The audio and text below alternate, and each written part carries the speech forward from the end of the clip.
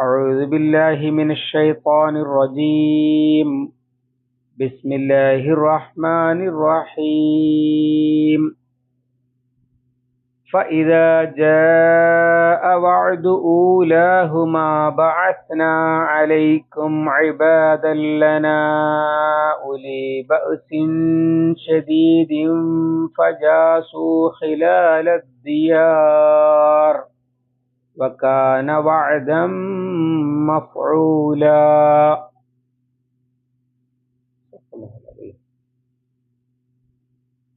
സൂറത്തുൽ ഇസ്രാ 5.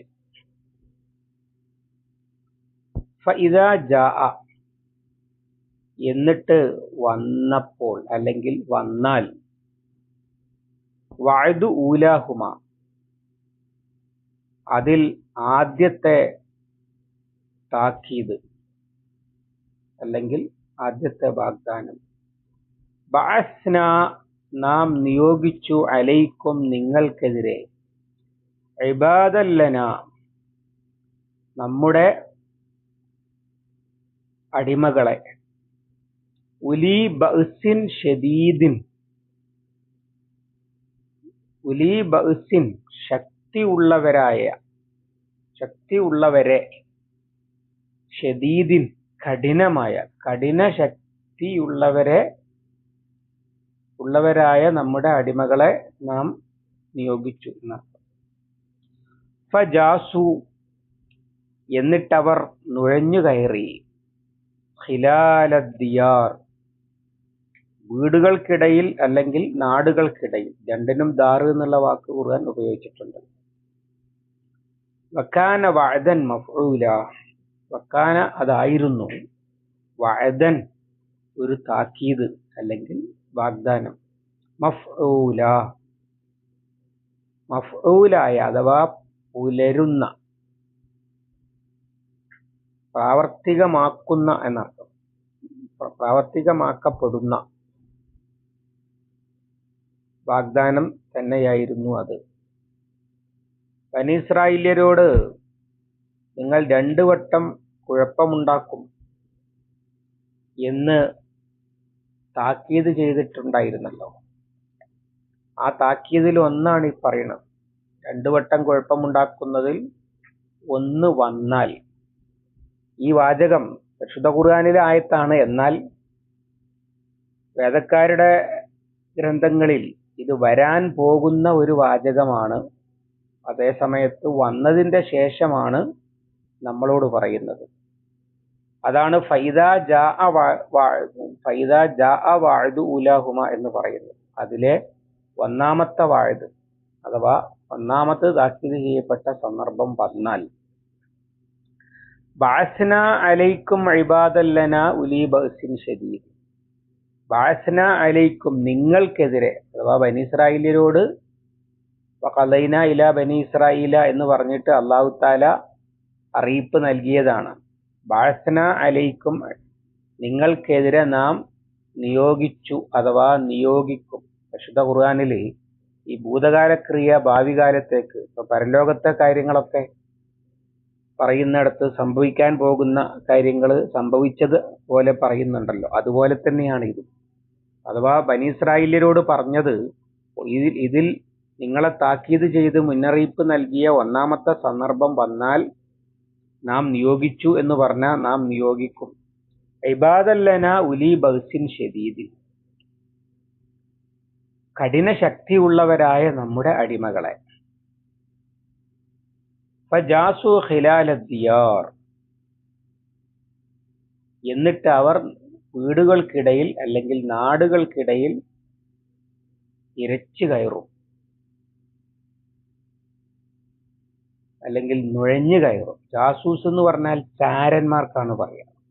തജസ്സുസ് ചുഴിഞ്ഞ അന്വേഷണമാണ്, അതന്നെയാണ് വാക്ക്. പിന്നെ പറയുന്നത് നമ്മളോട് പറയുന്നതാണ്. വക്കാന വഅദൻ മഫ്ഊല, അവർക്ക് നൽകിയ ആ താക്കീത് നടക്കാനുള്ളത് തന്നെയായിരുന്നു, അല്ലാതെ വെറുതെ ഇങ്ങനെ പറഞ്ഞതായിരുന്നില്ല എന്നർത്ഥം. കഴിഞ്ഞ ദിവസം സൂചിപ്പിച്ചതുപോലെ ബനി ഇസ്രായേല്യരുടെ ജീവിതത്തിലെ ഏറ്റവും പ്രധാനപ്പെട്ട സംഭവങ്ങളിലൊന്നായ ബാബിലോണിയൻ ബന്ധനത്തെക്കുറിച്ചാണ് ഈ ആയത്ത് സൂചിപ്പിക്കുന്നത്. അഥവാ BC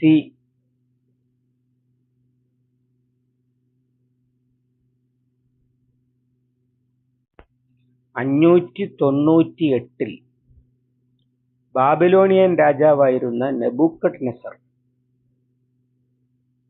നടത്തിയ ആക്രമണത്തെയാണ് ഇത് സൂചിപ്പിക്കുന്നത്. അപ്പൊ അതിന്റെ മുമ്പുള്ള സംഭവമുണ്ട്, കഴിഞ്ഞ ദിവസവും നമ്മളത് സൂചിപ്പിച്ചതാണ്. സുലൈമാൻ അലൈഹിസ്സലാമിന് ശേഷം ഇസ്രായേല്യർ ധാർമ്മികമായും സദാചാരപരമായും ആദർശപരമായും ഒക്കെ തകർന്നു. സാമൂഹികമായി അവർ ഭിന്നിച്ചു. ഇസ്രായേലിയ, യഹൂദിയ എന്നീ 2 രാജ്യങ്ങളായിട്ട് മാറി. ഈ 2 രാജ്യങ്ങളിലും വലിയ ലലാലത്ത് കൊടികുത്തി വാണു. പേരുകൊണ്ട് മുസ്ലിം രാജ്യമാണ്, അല്ലെങ്കിൽ വേദക്കാരുടെ ബനി ഇസ്രായേല്യരുടെ രാജ്യമാണ്. പക്ഷേ അത് പേരിൽ മാത്രമേ ഉള്ളൂ. വിഗ്രഹാരാധന ഉൾപ്പെടെയുള്ള ആദർശ വ്യതിയാനങ്ങളും അതുപോലെ സദാചാര തകർച്ചയും കള്ളും വ്യഭിചാരവും ഇങ്ങനെ തുടങ്ങി നാനാ ദൂഷ്യങ്ങളും കൊടികുത്തി വാഴുകയും അവർ തമ്മിൽ ഈ 2 രാജ്യങ്ങളും തമ്മിൽ വലിയ തർക്കങ്ങളും കലഹങ്ങളും ഉണ്ടാകുകയും അതിൽ നിന്ന് അവരെ പിന്തിരിപ്പിക്കാൻ ശ്രമിച്ച നബിമാരെയൊക്കെ അവർ ധിക്കരിക്കുകയും ചെയ്യുകയാണ് ഉണ്ടായത്. അത് കുറെ നാളായിട്ട് തുടങ്ങിയതാണ്. അഥവാ BC 700-കളിൽ തുടങ്ങുന്നുണ്ട്. 721-ൽ ഒരു അസീരിയൻ രാജാവ് ജെറൂസലേം ആക്രമിച്ചു. എന്നിട്ട് 27,000 ഇസ്രായേല്യരെ ആട്ടിയോടിച്ചു.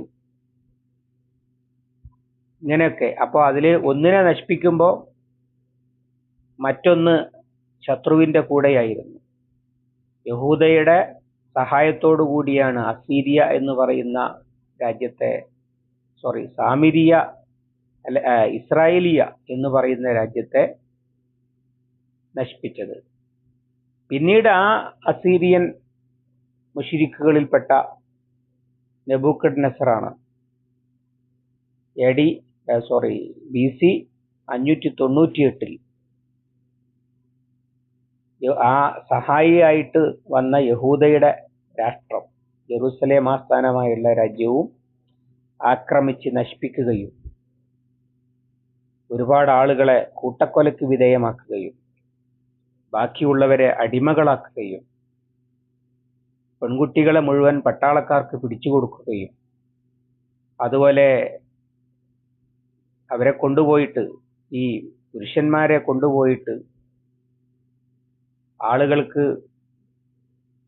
ഈ അക്രമം പരിശീലിക്കുവാനുള്ള ആളുകളായിട്ടും ഒക്കെ ഉപയോഗിക്കുകയും, അഥവാ അവരെ ഇടിച്ച് തകർക്കുക, അവരെ പീഡിപ്പിച്ച് പരിശീലിപ്പിക്കുക, ഇങ്ങനെയൊക്കെ ചെയ്യുന്നത് മുതൽ മൃഗങ്ങൾക്ക് ഭക്ഷണമാക്കുന്നത് വരെയുള്ള ക്രൂരതകളൊക്കെയാണ് നെബൂഖദ്നേസർ ചെയ്തു കൂട്ടിയത്.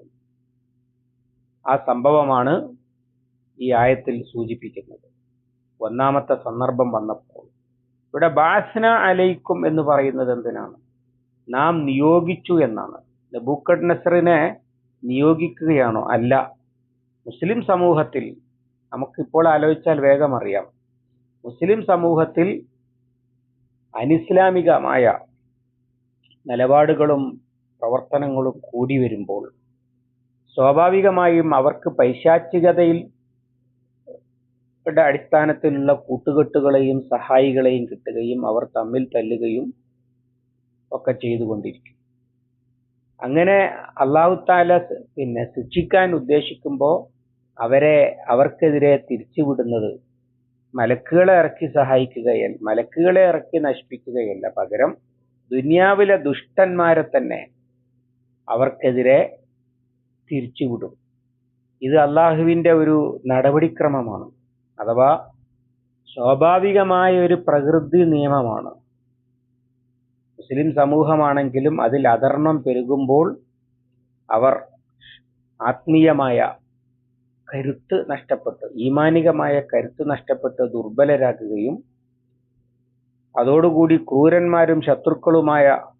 ക്രൂരന്മാരായ ശത്രുക്കളുടെ ആക്രമണങ്ങൾക്ക് അവർ ഇരയാകുകയും ചെയ്യുക എന്നത് ഒരു പ്രകൃതി നിയമം പോലെ ആവർത്തിക്കപ്പെടുന്ന ഒരു കാര്യമാണ്. അതാണ് ബഅസ്ന അലൈക്കും ഇബാദൻ ലനാ ഉലി ബഅസിൻ ശദീദിൻ എന്ന് പറഞ്ഞത്. ഫജാസു ഖിലാല ദിയാർ, കല്ലിന്മേൽ കല്ല് ശേഷിക്കാത്ത വിധം തകർത്തു കളയാൻ വേണ്ടി നാട്ടിലുടനീളം നമ്മൾ പറയാറില്ലേ, കേറി നരങ്ങുകയായിരുന്നു ശത്രുക്കൾ. സകല വീടുകളിലും കയറി ആളുകളെ പിടിച്ചു കൊണ്ടുപോയി കൊന്നു, പീഡിപ്പിച്ചു. അതുപോലെ നാടിന്റെ നാനാഭാഗത്തും ഇവർ ഇരച്ചു കയറി, എന്നിട്ട് എല്ലാ അലകും പിടിയും അവരുടേതാക്കി തീർത്തു. അതിനെയാണ് ഫജാസു ഖിലാല ദിയാർ എന്ന് പറഞ്ഞത്. അപ്പൊ ബനി ഇസ്രായേലിയരോട് മുൻകൂട്ടി ഇങ്ങനെ പറഞ്ഞിട്ടുണ്ടായിരുന്നു, അത് ചെയ്യുന്നു പറഞ്ഞാൽ ചെയ്യുന്നു തന്നെ ആയിരുന്നു എന്നാണ് വക്കാന വഅദൻ മഫ്ഊല എന്ന് പറഞ്ഞതിന്റെ അർത്ഥം. കഴിഞ്ഞ ദിവസം സൂചിപ്പിച്ചതുപോലെ ഇതിവിടെ പറയുന്നത് അള്ളാഹുവിന്റെ കൽപ്പന ധിക്കരിക്കുകയും അള്ളാഹുവിന്റെ റസൂൽ ധിക്കരിക്കുകയും ഒക്കെ ചെയ്യുമ്പോൾ സംഭവിക്കുന്നത് എന്താണ് എന്ന് ഖുറൈശികളെ, മക്കാ മുശ്രിക്കുകളെ ഉണർത്തുകയാണ് ഇതിന്റെ ഒന്നാമത്തെ ഉദ്ദേശ്യം. കാരണം ഇബ്രാഹിം അലൈഹിസ്സലാമിന്റെ, ഇസ്മായിൽ അലൈഹിസ്സലാമിന്റെയും പിന്മുറക്കാരായ ഖുറൈശികൾക്ക് മക്കയിൽ എന്തൊക്കെയാണോ സംഭവിച്ചത് അത് തന്നെയായിരുന്നു ബനി ഇസ്രായേല്യർക്ക് സുലൈമാൻ അലൈഹിസ്സലാമിന്റെ ശേഷം ഈ പലസ്തീനിലും സംഭവിച്ചത്. ഇവര് ഞങ്ങൾ പൂർവികരാണെന്ന് അവകാശപ്പെടുകയും വിഗ്രഹാരാധന ഉൾപ്പെടെ അവിടെ കൊടികുത്തി വാഴുകയുമാണ് മക്കയിൽ ചെയ്തതെങ്കിൽ അത് തന്നെയാണ് ജെറൂസലേമിലും സംഭവിച്ചത്. അതിൽ നിന്ന് തിരുത്തുവാൻ നബിമാര് പലരും വരുന്നുണ്ട്. പക്ഷെ ആ നബിമാരെ ഒന്നും അവര് ബലവെച്ചില്ല. മുഹമ്മദ് സല്ലല്ലാഹു അലൈഹി വസല്ലമയോട് മക്കക്കാർ സ്വീകരിച്ച നിലപാടാണ് അവര് സ്വീകരിച്ച നിലപാടാണ് മക്കക്കാർ സ്വീകരിച്ചത് എന്നും പറയാം. അപ്പോൾ എന്താണ് അവർ അനുഭവിക്കേണ്ടി വന്നത്? ശത്രുക്കൾ അവർക്ക് നേരെ വരും. അഥവാ മുഹമ്മദ് സല്ലല്ലാഹു അലൈഹി വസല്ലമയെ ധിക്കരിച്ചാൽ ഇനി അവരെ കാത്തിരിക്കുന്നത് ശത്രുക്കളുടെ ആക്രമണമാണ് എന്ന ഒരു താക്കീത് അതിൽ ധ്വനിക്കുന്നുണ്ട്. അല്ലാതെ അവരെങ്ങനെ സുഖമായിട്ട് വാഴുകയൊന്നുമില്ല എന്നർത്ഥം.